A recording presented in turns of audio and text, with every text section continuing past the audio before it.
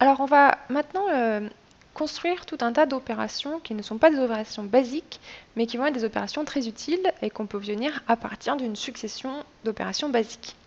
Alors tout d'abord, on va commencer avec une fonction qu'on appelle valeur tête, qui prend en argument une liste qu'on supposera non vide et qui renvoie tout simplement la valeur qui est stockée dans le premier maillon.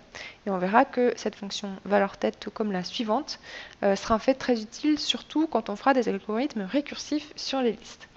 Donc, c'est une fonction qui s'appelle valeur tête, qui prend en argument une liste et qui va envoyer un nombre. Et ce nombre, où est-ce qu'elle va le trouver? Eh bien, il faut qu'en partant de ma liste lit, je regarde ce qu'il y a dans le champ début, ça me donne l'adresse où est rangé mon premier maillon. Et une fois que j'ai accédé, eh bien, il me suffit de lire dans le champ data pour obtenir cette valeur. Donc, ce que je veux retourner, tout simplement, c'est lit.début.data avec un petit abus de notation, puisque là, en fait, lit.début, c'est une adresse qui n'a pas de champ data, mais il faudrait que j'utilise normalement la syntaxe maillon A, lit.début.data. Ça va être un petit peu lourd à chaque fois, donc j'utilise mon abus de notation avec un point souligné. D'un point de vue complexité, donc on doit compter les opérations élémentaires de liste chaînée comme défini précédemment. Eh bien, j'ai deux opérations, puisque j'ai deux lectures dans un champ. J'ai une fois une lecture dans un champ début et une fois une lecture dans un champ data. Donc, ça me coûte un temps constant d'obtenir la valeur de tête de liste. Maintenant, je vais à une fonction qui va tester si ma liste passée en argument est vide ou pas, qui enverra donc un booléen. Donc la signature de la fonction est celle-ci. C'est une fonction qui va renvoyer un booléen qui s'appelle est-vide, qui prend en argument une liste. Et bien en fait, c'est très simple de savoir si une liste est vide ou pas. Il faut regarder dans son champ début. Soit il y a une véritable adresse d'un maillon, et donc c'est le premier maillon, donc la liste n'est pas vide. Soit le champ début contient l'adresse fictive -1, et donc dans ce cas-là, la liste est vide. Donc je rappelle que l'adresse fictive -1, pour ceux qui ont vu les pointeurs, vous pouvez imaginer ça comme le pointeur nul. C'est vraiment la même idée. Donc je vais retourner vrai si lit.début est égal à -1, il faut sinon. Donc je peux me passer de faire un if ici, puisque ça, ce test d'égalité, c'est déjà un booléen qui vaut vrai quand je vais renvoyer vrai et qui vaut faux quand je vais renvoyer faux. Donc tout simplement, je vais retourner ce booléen-là. Mais donc c'est tout à fait équivalent à ça. Si lit.début est égal à -1, je renvoie vrai, sinon je renvoie faux. Donc combien d'opérations élémentaires ça me coûte? Eh bien, j'ai seulement une opération, puisque je vais lire une fois dans un champ début. Donc en temps constant, je sais si ma liste est vide ou non. Maintenant, je vais définir une fonction que qui va en fait prendre en argument une liste supposée non vide et qui va renvoyer une liste qui commence au deuxième maillon de la liste originale. Ça nous servira pas mal pour faire des appels récursifs. Donc ça prend en argument une liste. On va supposer qu'on peut renvoyer une liste comme type de retour. Et alors comment est-ce que ça va marcher? En fait, alors je vais faire un petit dessin sur un exemple là. Eh bien, je veux créer une nouvelle liste. Et ensuite, eh bien, il faudrait que cette nouvelle liste pointe sur le deuxième maillon, ici. Et donc du coup, cette liste qui est ici, c'est bien la queue de la liste, c'est-à-dire toute la liste privée de son premier maillon. Et donc c'est ce que je fais ici, je crée une nouvelle liste. Et pour savoir à quel endroit débute cette nouvelle liste, eh bien, je vais lire l'adresse du deuxième maillon, c'est-à-dire qu'il faut que j'accède au premier maillon et que j'aille voir ce qu'il y a dans son champ suivant, puisque c'est forcément l'adresse du deuxième maillon. Et je retourne ceci. En termes de complexité, combien ça me coûte? Eh bien, ça me coûte 3 opérations élémentaires, puisque je vais lire dans des champs. Ici, je lis dans le champ suivant. Ici, je lis dans le champ début. Et ici, j'écris dans le champ début.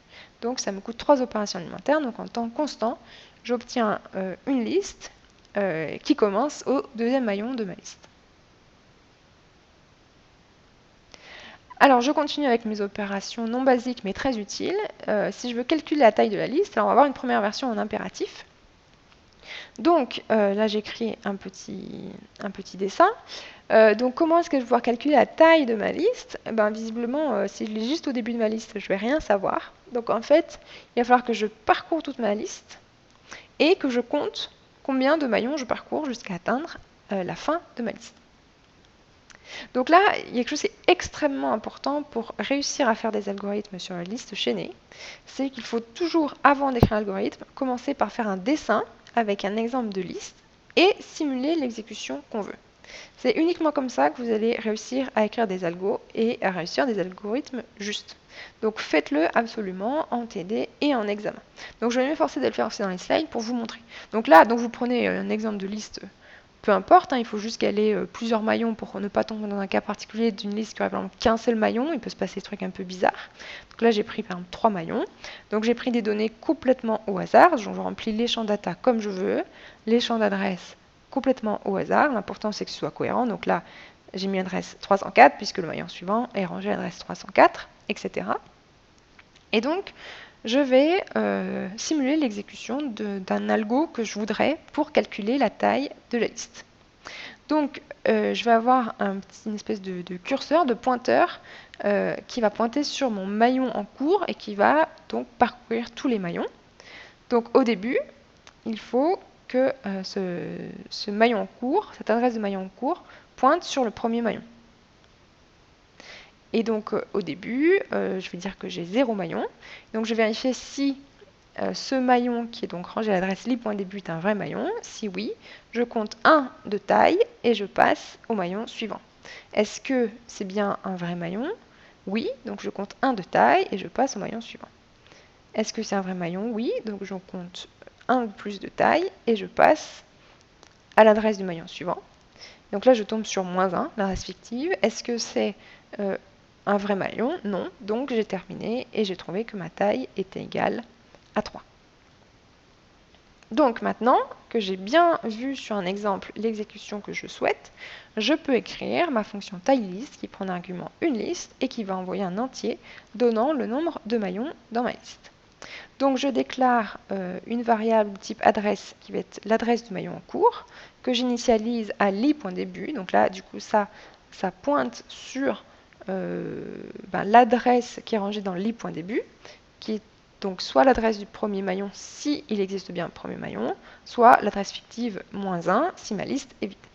Et je prends un compteur de taille initialisé à 0.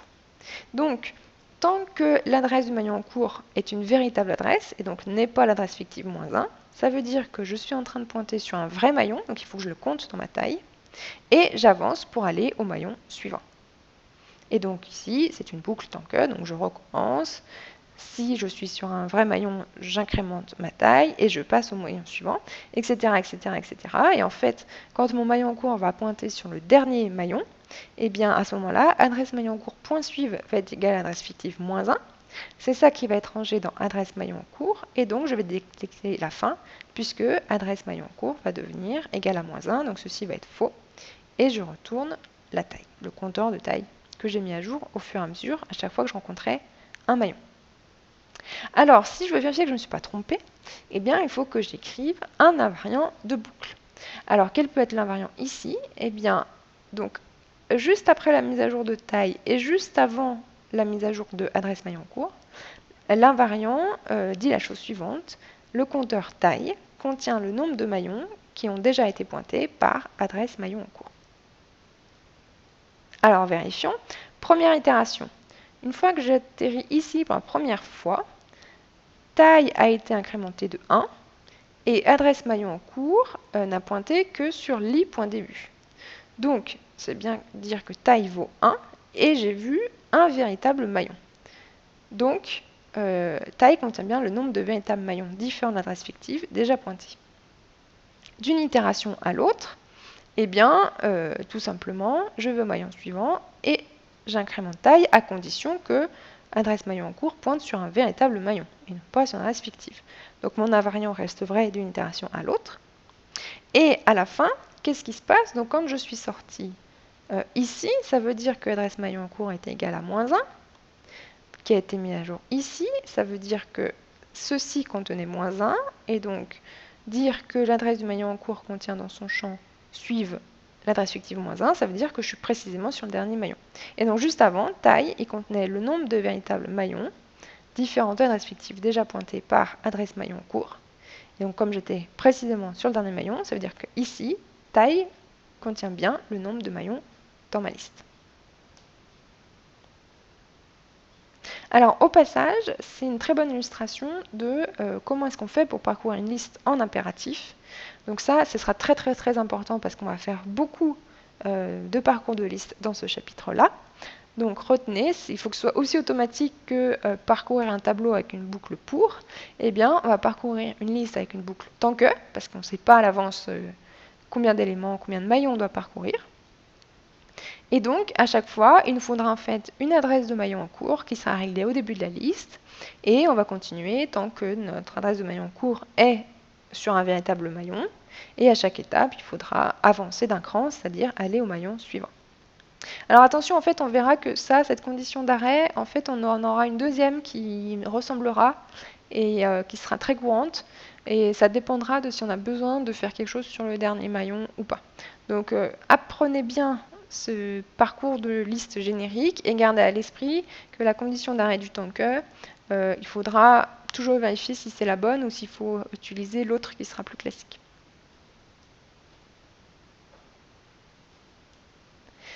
Alors, donc, dans nos opérations non basiques, on vient de voir comment calculer la taille d'une liste, mais on n'a pas encore compté sa complexité.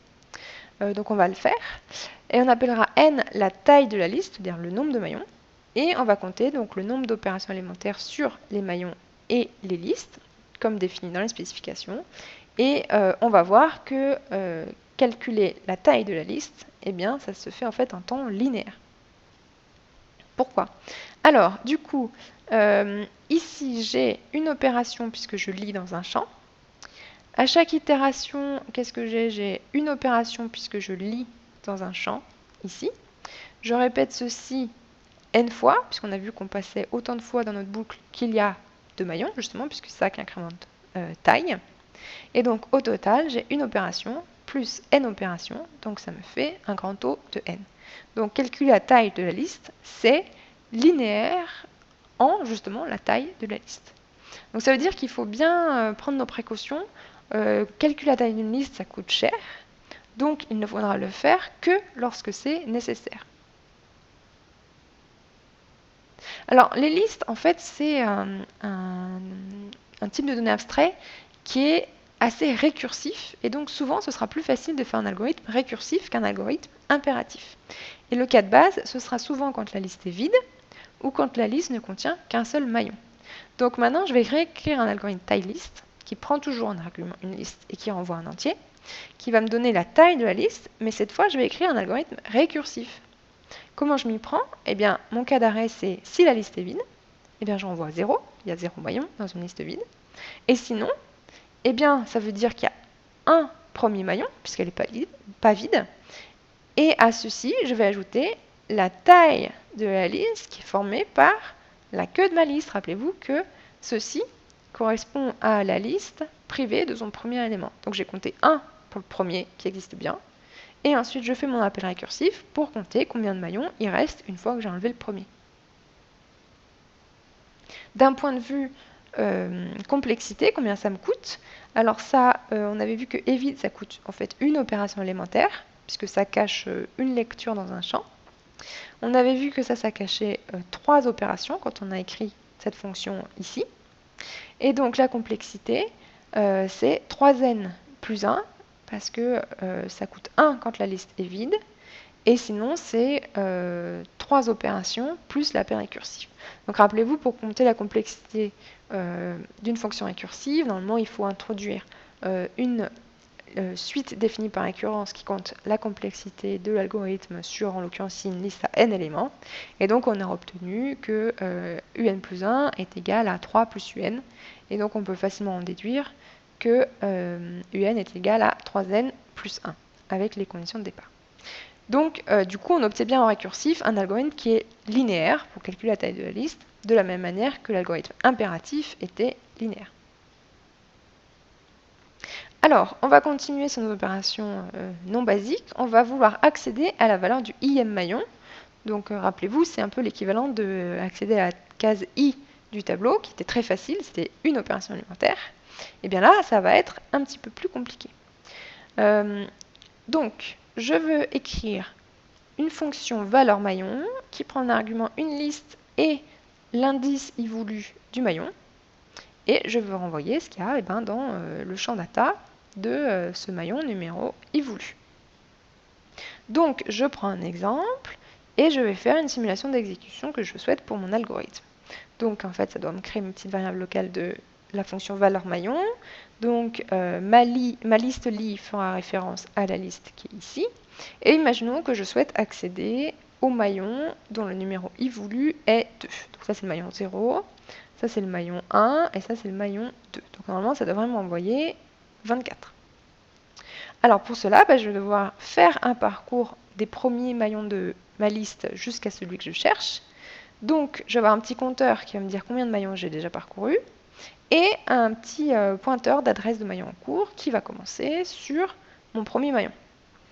Donc est-ce que je suis arrivé au i voulu que je voulais? Non, pour l'instant je suis sur le maillon numéro 0 et je voulais le maillon numéro 2. Donc je passe au maillon suivant et j'incrémente mon compteur. Je suis sur le maillon 1, est-ce que c'est là où je voulais aller? Non, donc je passe au maillon suivant.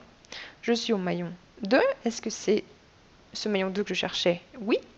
Et bien donc là, maintenant, je sais que le maillon que je cherche, il est rangé ici, et il me suffit d'accéder à son champ data et de renvoyer 24. Donc maintenant, je suis prête à écrire l'algorithme, puisque j'ai bien organisé mes idées en faisant le petit dessin. Donc je peux écrire ma fonction valeur maillon. Donc j'ai mon compteur qui est à 0. J'ai mon adresse de maillon en cours qui est initialisée à li.début. Et je vais avancer tant que mon compteur est strictement plus petit que i voulu. Ça veut dire que le maillon que j'ai sous la main, ce n'est pas celui que je cherchais. Il faut que j'avance un cran plus loin. Alors là, on peut se demander qu'est-ce qui se passe si le i voulu, c'est un numéro de maillon qui n'existe pas. Donc c'est pas très bien défini dans les spécifications de la fonction. Donc moi je choisis de faire en sorte que si le i voulu est trop grand, si on demande le maillon numéro 54 alors que ma liste a que 50 maillons par exemple, eh bien ça va me renvoyer la donnée qui est dans le dernier maillon. C'est un petit peu arbitraire, mais au moins ma fonction ne plantera pas. Donc du coup je vérifie que adresse maillon en cours point suivre est différent de -1. Ça veut dire que je ne suis pas sur le dernier maillon. Donc, si je ne suis pas encore arrivé et que je suis pas sur le dernier maillon, j'incrémente mon compteur d'un cran et je vais au maillon suivant. Et je continue ainsi de suite. Et à la fin de ma boucle tant que, eh bien, je retourne ce qu'il y a dans le champ data du maillon qui est pointé par l'adresse du maillon en cours. Alors, si je veux un invariant pour vérifier que je ne me suis pas trompée dans mon algorithme, eh bien, je vais le placer ici, à la fin de l'itération de ma boucle tant que. Et mon invariant dit la chose suivante. Adresse maillon en cours pointe sur le maillon dont le numéro est égal à compteur. Et donc, ceci est bien vrai à la première itération, par exemple. En fait, c'est vrai dès ici. Compteur est à 0, et donc je pointe sur le premier maillon. Si je fais une itération, j'ai incrémenté d'un cran mon compteur, et je suis allé à un maillon suivant. Donc en fait, quand je suis ici, compteur vaut 1 à la première itération, et je pointe sur le maillon numéro 1, qui est du coup le deuxième maillon, puisqu'on commence à numéroter à 0. Voilà, donc je vérifie que tout se passe bien pour mon invariant d'une itération à l'autre. Et quand je sors, alors pourquoi je suis sortie? Soit parce que compteur est égal à i voulu, soit parce que ceci est devenu faux, c'est-à-dire que adresse maillon en cours point suivre est égal à -1, ce qui veut dire que adresse maillon en cours pointe sur le dernier maillon. Donc dans tous les cas, le champ data existe bien, donc je peux y accéder. Et donc du coup, si je suis sortie dans un cas normal d'utilisation, eh bien, adresse maillon en cours pointait sur le maillon de le numéro est égal à compteur, qui est égal à i voulu. Donc je renvoyais la data du maillon numéro i voulu. En termes de complexité, combien est-ce que ça me coûte? Donc il faut que j'identifie les opérations élémentaires. Donc il y en a une ici, avant ma boucle, il y en a une ici, après ma boucle. Et à chaque itération, eh bien, j'ai une opération élémentaire ici de lecture dans un champ, et une autre ici de lecture dans un champ. Et je passe combien de fois? Eh bien, je passe i voulu fois, c'est-à-dire quand je cherche le maillon numéro 2, eh bien, je passe 2 fois. Donc au total, ça me compte une opération plus 2 opérations pour chacune des i voulu itérations, plus 1. Donc ça me coûte 2 fois i voulu plus 2. Donc en fait là c'est un petit peu bizarre parce qu'on a compté la complexité en fonction de i voulu, et non pas en fonction de la taille de la liste. Alors dans le pire des cas, en fait, i voulu vaut n-1, puisque c'est le numéro du dernier maillon. Et donc, dans ce cas-là, en fait, avoir une complexité qui vaut 2 i voulu plus 2, ça nous donne une complexité qui est linéaire en n. Rappelez-vous par contre que dans le cas où i voulu valait 0, c'est-à-dire si on accédait à la valeur du premier maillon, eh bien on avait vu tout à l'heure une fonction valeur tête qui est un temps constant, et on retrouve bien le fait que cette fonction-ci, quand i voulu vaut 0, ça coûte 2 opérations, et donc ça coûte là encore un temps constant.